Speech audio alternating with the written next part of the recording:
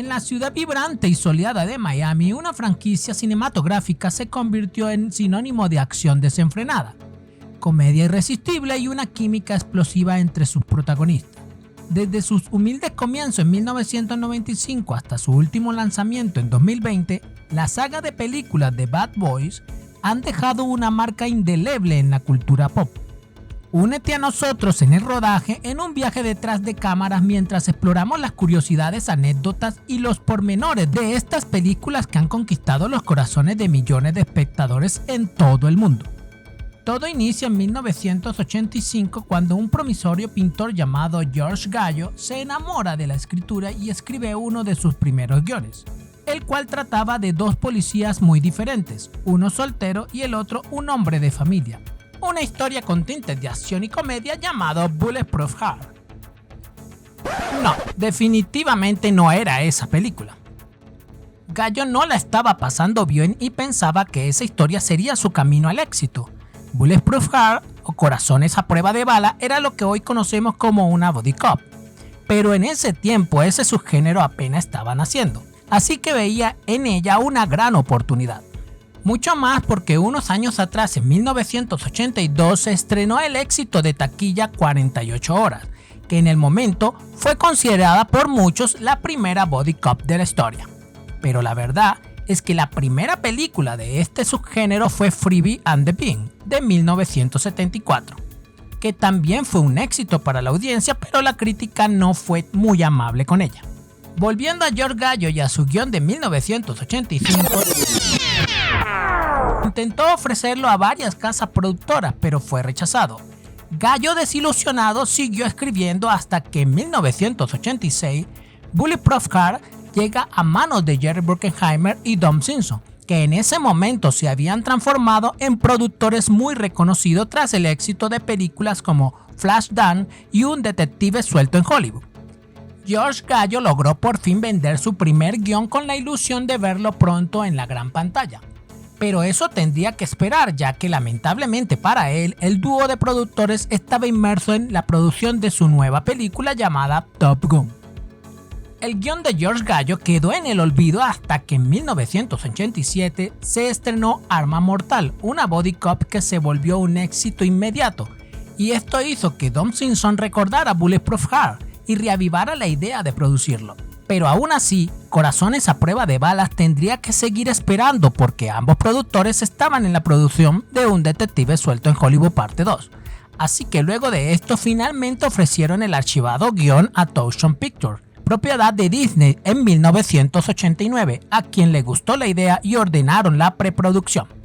Jerry Bruckheimer y Don Simpson pensaron que la pareja de cómico de Dana Carvey y Jon Lovitz serían ideales para los papeles protagónicos de Mike Lawrence y Marcus Burnett. Ambos actores gozaban en ese momento de un gran éxito gracias a Saturday Night Live, más aún porque sabían que eran del total agrado de Disney. Con la pareja protagónica lista, Bulletproof cambia de nombre a Bad Boys. No es a Bad Boys. Es así. Entendiendo entonces que la renombrada Bad Boys sería una body cop de comedia, contrataron a algunos guionistas del mismo Saturday Night Live y comenzaron entonces la búsqueda del director. En 1990 aún no había director y los guiones no convencían al estudio. Dana Carvey decidió retirarse entonces del proyecto y esto hizo que más tarde Jon Lovitz lo siguiera. Debido a esto, Disney canceló la producción. Jerry Bruckheimer y Don Simpson se concentraron en finalizar la producción de Días de Trueno, así que no fue hasta 1993 cuando retoman el proyecto de Bad Boys y consiguen interesar a Columbia Pictures de Sony. Entonces la búsqueda de los protagonistas inicia de nuevo. Jerry Bruckheimer sugiere a Will Smith como uno de los protagonistas, que en ese tiempo era una estrella indiscutible de la pantalla chica por su papel en El Príncipe de Bel-Air, pero un total desconocido en el mundo del cine. A pesar de eso, Sony tenía otros planes, sugiriendo a Arsenio Hall y a Martin Lawrence. En ese tiempo, Arsenio Hall era el más famoso de ambos por su participación en Un Príncipe en Nueva York y su show de Arsenio Hall. Martin Lawrence, por su parte, iba en ascenso, participando en películas como Boomerang con Eddie Murphy.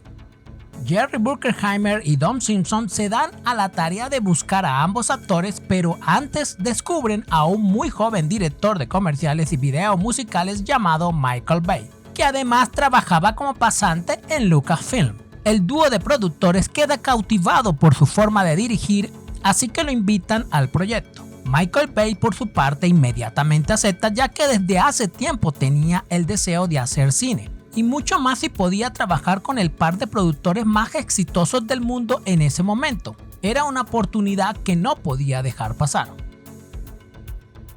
Finalmente llegan a Martin Lawrence, quien acepta ser Marcus Burnett, pero Al Sr. rechaza la invitación, una decisión que el mismo actor ha confesado tomó por inexperiencia y que lo lamentó por mucho tiempo, aunque al día de hoy entiende que tenía que ser así. Con Al fuera del panorama, había que buscar a Mike Lowrey.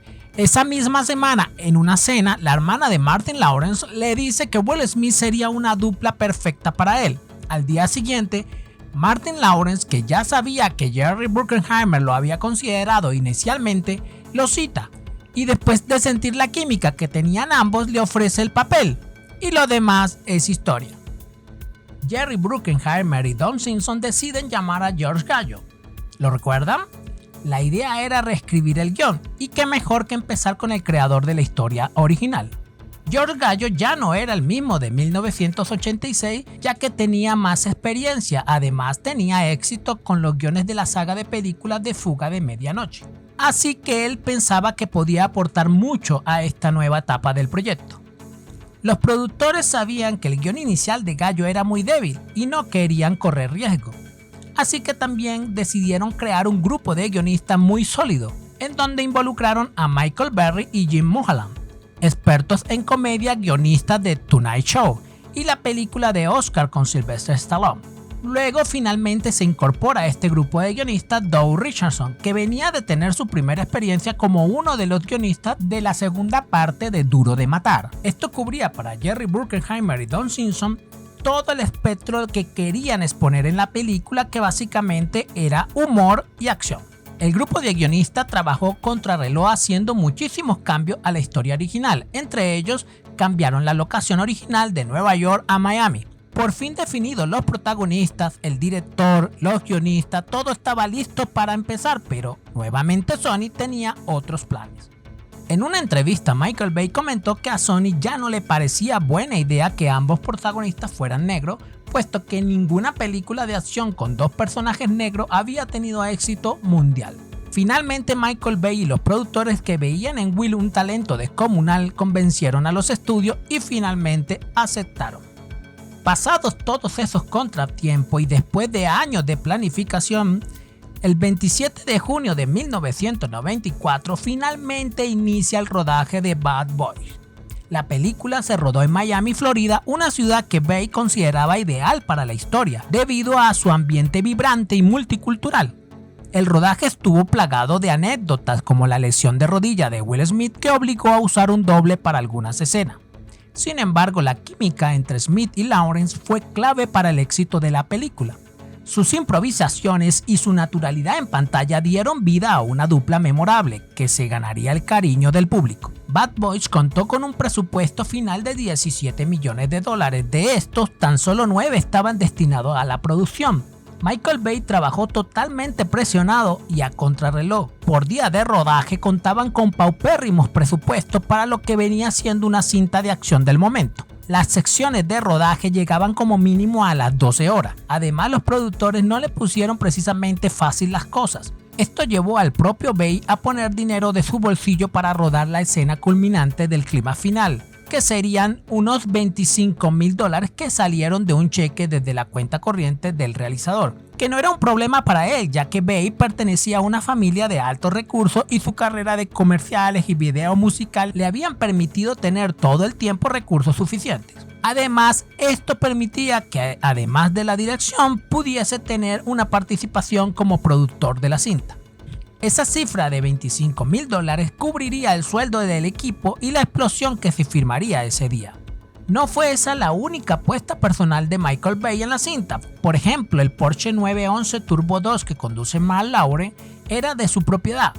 La producción no tenía el suficiente dinero como para alquilar un coche de lujo y Bay aportó el suyo propio.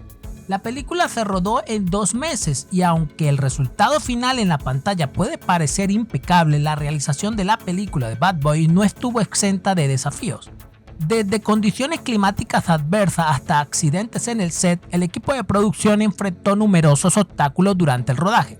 Sin embargo, su dedicación y determinación nunca flaquearon, lo que resultó en la creación de algunas de las secuencias de acción más memorables en la historia del cine. La actriz Téa Leoni, que dio vida a Julie, recibió un golpe del doble de Martin Lawrence y terminó en el hospital. Ella no estaba en la marca correcta cuando el especialista la golpeó y aterrizó sobre su espalda. Esto asustó mucho a Michael Bay, pero toda la situación tuvo un feliz término. Bad Boy se estrenó entonces en 1995 y se convirtió en un éxito rotundo, recaudando más de $141 millones en taquilla. La crítica alabó su ritmo trepidante, su humor irreverente y la química entre sus protagonistas. Michael Bay le pidió a Will Smith que corriera con el torso descubierto, pero Will Smith se negó. Sin embargo, logró convencerlo de que la estrella rodara con la camisa desabrochada. Y fue esa secuencia lo que más cautivó al público femenino, transformando a Will Smith en un ícono. La película no solo consolidó a Michael Bay como un director de acción de referencia con películas como La Roca, Armageddon y Pearl Harbor, sino que también a Martin Lawrence y catapultó a la fama mundial a Will Smith como actor de acción, convirtiéndolo en una de las estrellas más cotizadas de Hollywood y una de las más taquilleras de la historia. En el 2003, Jerry Bruckheimer y Don Simpson estrenan Bad Boy 2. Inicialmente, Bay se negó a dirigir Bad Boy 2 debido a su apretada agenda y a su deseo de trabajar en otros proyectos. Sin embargo, el éxito de la primera película y la insistencia de Jerry Bruckheimer lo convencieron de volver.